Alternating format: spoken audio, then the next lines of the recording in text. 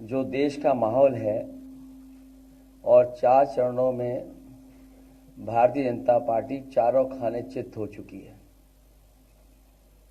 और उनके आंसुओं की नदी उफान में है। भारतीय जनता पार्टी जो 400 पार का नारा दे रहे थे, अब समझ में आया है 4 चरणों के बाद। वो बात तो ठीक है कि आरक्षण पे सबसे पहले हमला करेंगे, लेकिन 400 पार नारा इसीलिए दे रहे हैं कि 543 में 400 के बाद वो सीटें देख रहे हैं, तो वो केवल 143 बन रही हैं। तो वो स्वयं स्वीकार कर रहे हैं कि 143 से ज्यादा वो सीटें जीतने वाले नहीं हैं, क्योंकि 400 पार सीटें 143 ही बनती हैं और 140 करोड़ की जनता इस बार इन्हें 140 सीटों के लिए भी तरसा देगी।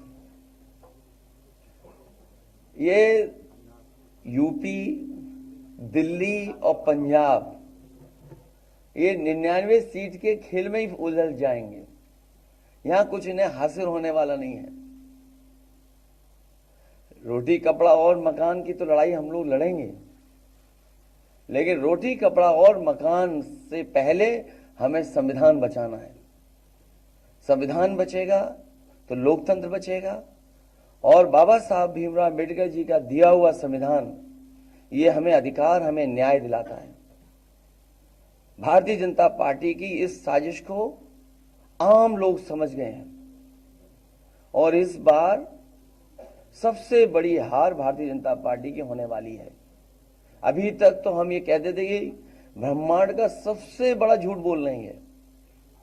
अब लग ये रहा है हारने के बाद ये ब्रह्मांड का झूठ का विद्यालय खोलेंगे, यूनिवर्सिटी खोलेंगे और वाइस चांसलर और डीन पहले से ही रिटायर होकर के वहां अपने आप नियुक्त हो जाएंगे।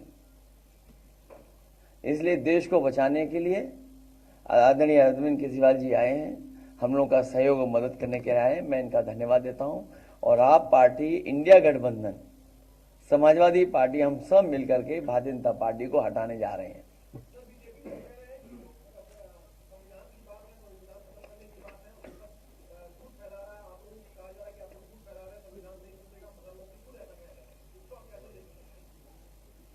उनकी कौन सी बात सच निकलेगी? अभी आपसे ही कहा कि 75 साल वाला जो वो है